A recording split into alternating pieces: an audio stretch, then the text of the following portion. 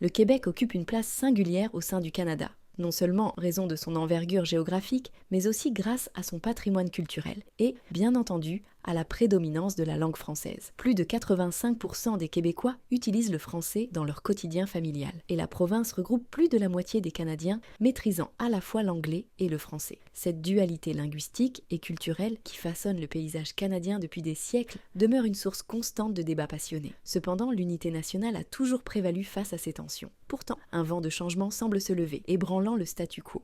D'après les projections de 338 Canada, le Bloc québécois, un parti souverainiste militant pour l'indépendance de la province, pourrait décrocher le deuxième plus grand nombre de sièges lors des prochaines élections fédérales, potentiellement accédant au rôle de principal parti d'opposition. Sur le front provincial, le Parti québécois, également porteur du flambeau indépendantiste, montre des signes de renouveau dans les intentions de vote et pourrait aspirer à former un gouvernement majoritaire lors des élections provinciales de 2026. La dernière fois qu'un tel souffle séparatiste a traversé les sphères politiques, c'était au cœur des années 1990, culminant avec un référendum historique sur l'indépendance du Québec. Bien que cette consultation populaire ait été rejetée, cela ne fut que par une marge infime, laissant une cicatrice profonde dans la mémoire collective. Aujourd'hui, ce débat refait surface avec vigueur dans l'arène politique. Dans cette analyse, nous plongerons dans l'histoire fascinante du nationalisme québécois, examinerons les racines de son renouveau actuel et explorerons les perspectives d'une possible séparation du Québec du reste du Canada. Avant tout, il convient de mettre en lumière un peu de contexte.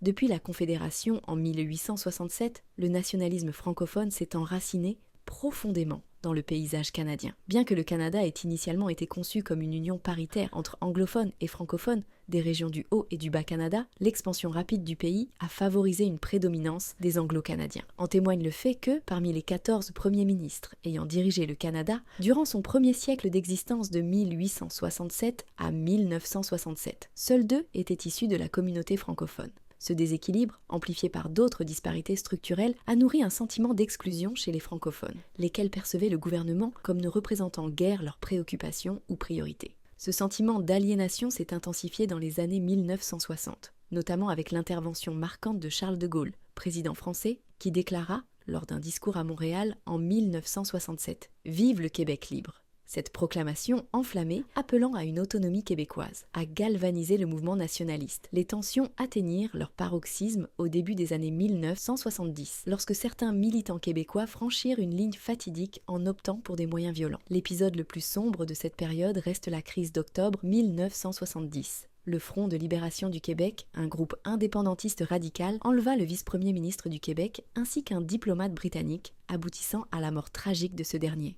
L'épisode tumultueux a incité le premier ministre de l'époque, Pierre Trudeau, à invoquer la loi sur les mesures de guerre, une décision sans précédent en période de paix. Cette législation conférait aux forces de l'ordre des prérogatives quasi dictatoriales pour appréhender les responsables qui furent finalement capturés. Cet événement a marqué un tournant en discréditant complètement le séparatisme armé aux yeux du grand public, tout en ouvrant la voie à l'ascension du mouvement séparatiste politique. En effet, le Parti québécois a remporté une victoire électorale historique en 1976, accédant pour la première fois au pouvoir provincial. 4 ans plus tard, en 1980, sous la direction de René Lévesque, un référendum portant sur l'indépendance du Québec a été organisé. Toutefois, cette tentative de sécession fut catégoriquement rejetée par les électeurs. Les répercussions de cet échec furent amplifiées par une série de réformes constitutionnelles au Canada, dont le Québec fut exclu, accentuant le sentiment de marginalisation au sein de la province. Les négociations ultérieures visant à réintégrer le Québec dans le cadre constitutionnel échouèrent également, ravivant les flammes du séparatisme au milieu des années 1990. Cette résurgence fut orchestrée par Lucien Bouchard, chef du tout nouveau Bloc québécois,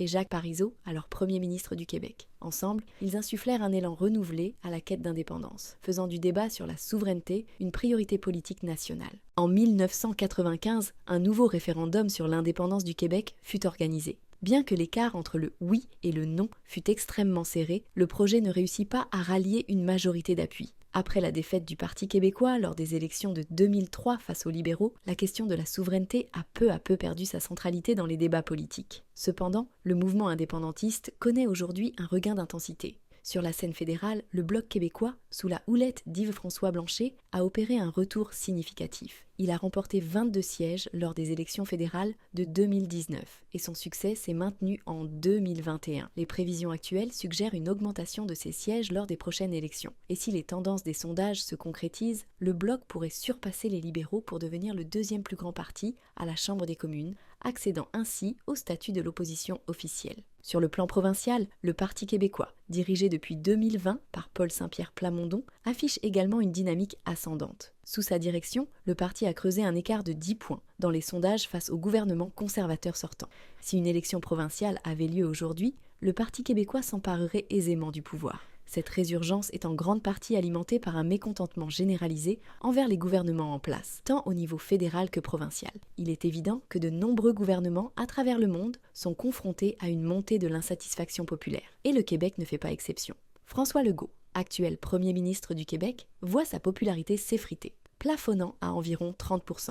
Quant au Premier ministre fédéral sortant, Justin Trudeau, sa cote de popularité est également en chute libre. Cette désaffection politique pousse de nombreux nationalistes québécois à se tourner vers des options radicales, consolidant ainsi le soutien au Parti québécois au niveau provincial et au Bloc sur la scène fédérale. Par ailleurs, si le Parti libéral du Canada choisit un anglophone comme prochain chef, il est probable que cela renforce davantage le soutien au Bloc québécois parmi les électeurs francophones. Cela soulève une question fondamentale. Le Québec pourrait-il réellement quitter le Canada dans un avenir proche? Malgré l'ascension de ces mouvements séparatistes, il semble que la majorité des Québécois demeurent attachés à leur place au sein de la Fédération canadienne. Un sondage mené par Angus Reid l'année dernière a révélé que 69% des Québécois éprouvent une fierté manifeste à l'idée d'être Canadiens.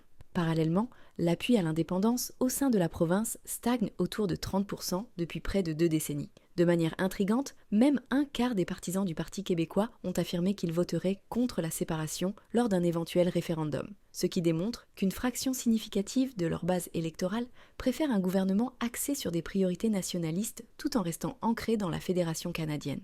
Cela dit, ce constat n'a nullement entamé la détermination de Paul Saint-Pierre Plamondon, qui a promis de convoquer un référendum s'il accède au pouvoir. À plusieurs reprises, il a réitéré sa conviction que ce projet pourrait obtenir l'adhésion populaire. Il est donc concevable qu'une légitimité démocratique accrue, comme une victoire écrasante du Bloc québécois aux élections fédérales ou une prise de contrôle politique par le Parti québécois lors des élections provinciales de 2026, pourrait insuffler un nouvel élan au soutien pour la souveraineté. Après tout, le mouvement indépendantiste québécois n'a pas bénéficié de figures charismatiques, telles que Blanchet ou Plamondon, depuis l'époque de Lucien Bouchard et Jacques Parizeau dans les années 1990. Cependant, il semble bien plus probable que l'insatisfaction des Québécois à l'égard de la situation nationale actuelle, un sentiment partagé par de nombreux Canadiens, les pousse à envisager des alternatives plutôt qu'une rupture radicale avec le Canada. Si la conjoncture économique venait à s'améliorer, l'appui envers le Bloc québécois et le Parti québécois pourrait s'éroder, entraînant avec lui l'idée d'une séparation à court terme. En outre, la mécanique juridique d'une éventuelle indépendance demeure floue. La Cour suprême du Canada a statué qu'aucune province ne peut déclarer unilatéralement sa sécession. De surcroît, la loi sur la clarté de 2000 confère au gouvernement fédéral le droit de rejeter un résultat référendaire jugé ambigu ou imprécis. Ces contraintes légales ajoutent une couche supplémentaire de complexité à la question, rendant tout scénario de séparation immédiate hautement improbable. Dans l'ensemble, bien que des tensions sporadiques subsistent entre le Québec et le gouvernement fédéral, ainsi qu'un soutien intermittent au mouvement indépendantiste, la province demeure un pilier fondamental du paysage canadien. Les sondages d'opinion reflètent, pour l'instant, une volonté majoritaire de conserver ce lien. Cependant, comme l'histoire politique l'a souvent démontré, les dynamiques peuvent évoluer à un rythme inattendu, faisant de cette question un enjeu à suivre de près sur l'échiquier canadien.